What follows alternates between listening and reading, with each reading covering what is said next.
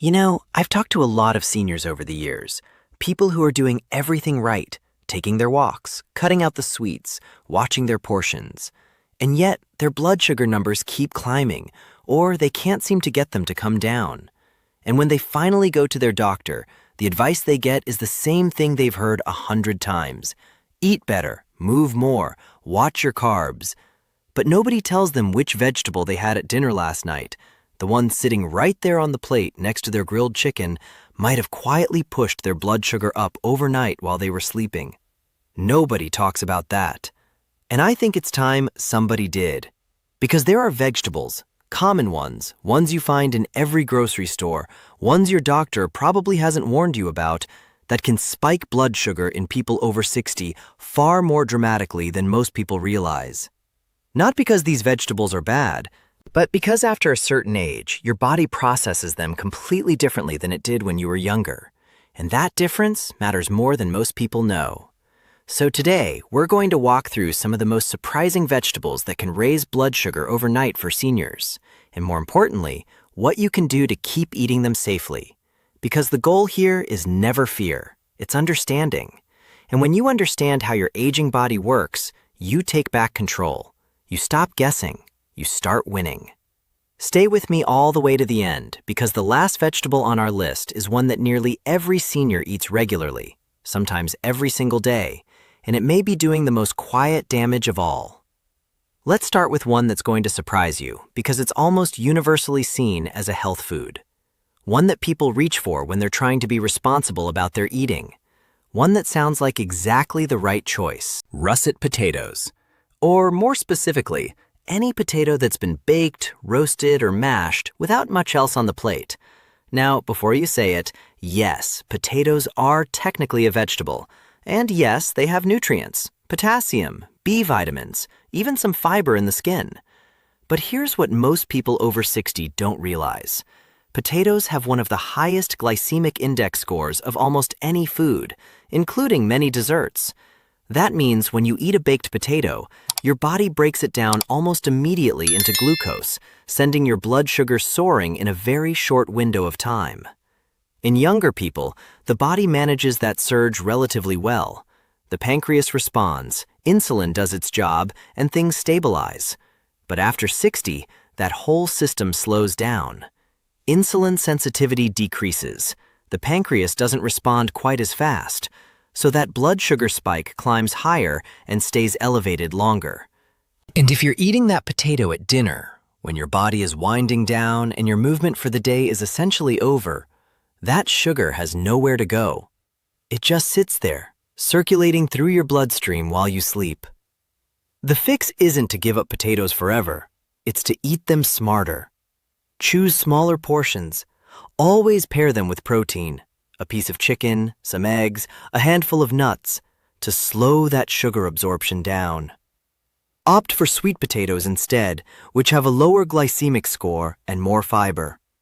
And try to eat your starchier foods earlier in the day, when your body is more active and better equipped to manage the glucose surge. Timing and pairing.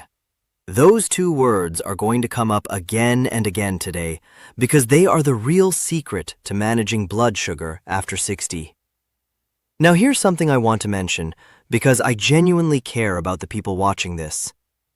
Understanding which foods affect your blood sugar is one thing, but knowing what to actually eat, day after day, in a way that's realistic and manageable and doesn't leave you feeling confused or overwhelmed, that's a whole different challenge. And I know it can feel like a lot, especially when the advice out there is complicated or feels like it wasn't written with seniors in mind. That's exactly why I want to tell you about something called the Blood Sugar Toolkit. It's a complete, doctor-approved digital program built specifically for seniors who want to lower their blood sugar naturally, without the confusion, without the overwhelm, and without feeling like it's already too late. It includes a plain language blood sugar guide, a cookbook with 40 recipes that are specifically low glycemic and genuinely delicious, a herbal tea guide using things like cinnamon and ginger, and a 30-day step-by-step plan with daily tracking tools and movement guidance that's safe for older bodies. The link to this toolkit is in the description and also the pinned comment. I bring it up now because this is exactly the kind of moment where having a real plan makes all the difference. When you understand the why behind what's happening in your body, and then you have a clear, structured roadmap to follow, that's when things actually start to change. So if you want to learn more about the Blood Sugar Toolkit, look for the link in the description below, and also check the pinned comment. But right now, let's keep going, because there are more vegetables on this list that you need to know about. The second vegetable is corn. And I know what you're thinking. Corn is a vegetable. It's on the cob. People put it in their salads, their soups, their side dishes. It feels wholesome and familiar. But nutritionally speaking, corn behaves much more like a starch than a vegetable. When you eat corn, your digestive system converts those natural sugars into glucose rapidly, almost as fast as white bread or white rice. For seniors with any degree of insulin resistance, which is actually extremely common in people over 60, even without a formal diabetes diagnosis, that rapid glucose surge is a real problem. And it's made worse by timing. Corn at lunchtime, when you're active and your metabolism is still running strong, is one thing. Corn at dinner, when you're about to slow down and eventually fall asleep, is quite another. Your muscles aren't moving, your body's demand for glucose drops, and that blood sugar has nowhere productive to go. Overnight, your numbers climb without you even knowing it. If corn is something you enjoy, and there's nothing wrong with enjoying it, eat it earlier in the day. Pair it with lean protein or healthy fat to blunt the glycemic impact, and treat it as an occasional addition to your plate, not a daily staple. Fresh corn on the cob is always a better choice than processed corn products, which digest even faster and spike blood sugar even more sharply. Let's talk about beets. Now, beets have become enormously popular in recent years, especially in the health and wellness space. You'll see beet juice, beet powder, beet supplements, all positioned as superfoods for seniors. And there are genuinely good things about beets. They support circulation. They have antioxidants. They can support healthy blood pressure. But here's what often gets left out of that conversation. Beets are among the highest sugar vegetables you can eat. Their natural sugar content is surprisingly high, and they digest quickly, sending blood sugar rising in a short window. For seniors who are already managing elevated blood sugar, or even those who are on the borderline, drinking beet juice or eating a large serving of beets, especially at night, can push glucose levels higher overnight in a way that shows up on your next morning's reading and leaves you confused about what happened. This doesn't mean beets are off the table. A small amount, eaten with other foods that slow digestion, fiber, protein, healthy fat, and consumed earlier in the day rather than at night, can still be enjoyed. But if you've been drinking beet juice thinking it's helping your blood sugar, it may actually be working against you. And that's the kind of thing nobody tells you until you're already dealing with the consequences. Next up, and this one surprises almost everyone, parsnips. Parsnips look like pale carrots. They often show up in soups and roasted vegetable medleys. They feel light and healthy, and certainly not like something that would spike your blood sugar. But parsnips actually have a high glycemic index, higher than most people expect. When roasted or cooked, which is how most people eat them, their starches break down more quickly, making the glucose release even faster. For a senior whose insulin response is already slower and less efficient, a bowl of roasted parsnips at dinner can cause a meaningful overnight blood sugar elevation. Once again, the answer isn't elimination, it's awareness. Smaller portions, pairing with protein, eating them at midday rather than in the evening, and being honest with yourself about how often they're on your plate. Now I want to spend a moment on one of the more emotionally complicated items on this list, because this next one affects so many seniors who are genuinely trying to do the right thing. Fruit. And yes, I know fruit isn't technically a vegetable, but so many people treat certain fruits like vegetables, eating them with meals or using them as side dishes. Things like plantains, which are often cooked and eaten as a savory side, the same way you'd eat a vegetable side dish. Cooked plantains, while nutritious and certainly better than many processed foods, have a high starch and sugar content that causes significant blood sugar spikes, particularly in older adults. If plantains are a regular part of your cultural diet and your meals feel incomplete without them, that's something to honor. But portion size and meal timing matter enormously here. A small amount earlier in the day, paired with protein, is very different from a larger serving at dinner. Let's come back to something more commonly thought of as a vegetable problem: peas. Green peas are often seen as innocent. Small, mild, tucked into soups and casseroles. But peas are legumes, and they carry a significant amount of natural sugar and starch. A cup of cooked peas has a higher glycemic load than most people expect, and when eaten in large quantities, especially as part of a starchy meal at night, they can contribute to meaningful overnight blood sugar elevation in seniors. The key word there is quantity. A small amount of peas as part of a balanced, protein-rich meal is very different from a large bowl of pea soup as your main dish. Pay attention to how much you're eating, what else is on the plate, and when the meal is happening.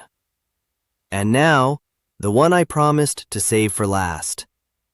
The vegetable that so many seniors eat almost every single day, often thinking of it as a healthy staple, a reliable part of every meal, and one of the safest choices they could make. White rice.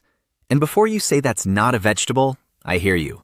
But so many seniors in so many cultures treat white rice exactly the way other people treat a vegetable side dish. It fills the plate. It accompanies everything. It's comforting and familiar and feels like it should be harmless. But white rice has one of the highest glycemic indexes of any common food. It breaks down almost immediately into glucose. It requires very little digestive effort, which means the sugar hits your bloodstream fast and climbs high. And for seniors over 60 whose insulin sensitivity has declined naturally with age, that glucose surge can push blood sugar into dangerous territory, especially after an evening meal when you're about to stop moving and go to sleep. If white rice is a significant part of your daily diet, this may be one of the most important shifts you can make for your blood sugar health. Switching to brown rice, cauliflower rice, or even just reducing your portion size significantly can make a measurable difference in your overnight blood sugar numbers. Eat it earlier in the day. Pair it with lean protein and vegetables that have fiber. And be honest with yourself about how much is actually on your plate, because portions tend to grow over time without us noticing. Now, I know what some of you might be feeling right now, a little overwhelmed, maybe even frustrated, because if you've been eating these foods, and most of us have, it can feel like you've been doing everything wrong without even knowing it. I want you to hear this clearly. You have not been doing everything wrong. You've been doing what you knew, and now you know more. That's not failure, that's progress. The changes we're talking about here are not enormous. They're not about throwing out everything in your kitchen or following some complicated medical protocol. They're about timing, pairing, portions. Understanding how your body works now, at this age, with the metabolism and the insulin sensitivity you have today, and working with it instead of against it. Small changes made consistently over 30 days can genuinely move the needle on blood sugar in ways that surprise people. I've seen it happen again and again. People who had been struggling with elevated numbers for years, who started making these small adjustments and found themselves looking at morning readings they hadn't seen in a long time. And that brings me to something I want to come back to before we close, because I mentioned it earlier in this video, and I mean it sincerely. If you've been watching this and thinking, this all makes sense, but I still don't know exactly what to eat or how to put it all together, you're not alone in that feeling. And that feeling matters because confusion is one of the biggest reasons people don't follow through on changes that could genuinely help them. The Blood Sugar Toolkit was created for exactly that moment. That moment when you understand the problem, but you need a real, clear, step-by-step plan to fix it. It's doctor-approved, built specifically for seniors, and it walks you through everything. Not in medical jargon that leaves you more confused than when you started, but in plain, warm, practical language that respects your intelligence and your time. The 30-day plan inside gives you daily direction, so you're never left wondering what to do next. The cookbook gives you 40 real recipes with real food that fits into a real life. And the herbal tea guide introduces you to simple, natural tools like cinnamon and ginger that have real science behind them when it comes to blood sugar support. If you're 60, 70, or even 80 years old and you feel like it might be too late to make a difference, I want you to know that it is not too late. The body responds, it adapts, it heals when you give it what it needs. And the Blood Sugar Toolkit is designed to give it exactly that, one manageable day at a time. You'll find the link in the description below this video and also in the pinned comment. I hope you'll check it out, because you deserve a plan that actually fits your life. Let me close with this. Everything we talked about today, the potatoes, the corn, the beets, the peas, the parsnips, the plantains, the white rice, none of these are your enemies. Food is not your enemy. Your body is not your enemy. Your age is not your enemy. What works against you is uncertainty. Not knowing why your numbers are doing what they're doing, not understanding how your body has changed, not having a plan that you actually believe in. Now you have more understanding than you did 30 minutes ago, and understanding is where every real change begins. So here's what I want to ask you. Which of these vegetables surprised you the most today? Have you noticed your blood sugar behaving differently after certain meals and never been able to explain why? Drop your answer in the comments below. I read them. I genuinely do. And your experience might be exactly what another senior watching this needs to hear today. If this video helped you, please take a moment to give it a like and subscribe to this channel, because we put this content out for one reason: to help you stay strong, stay clear-headed, and stay in control of your health for as long as possible. Because you have earned that. You deserve to feel good, and the information you need to get there should never be out of reach. What you choose to put on your plate tonight becomes the energy, the clarity, and the strength you carry into tomorrow morning. Make it count. Take care of yourself, and I'll see you in the next video.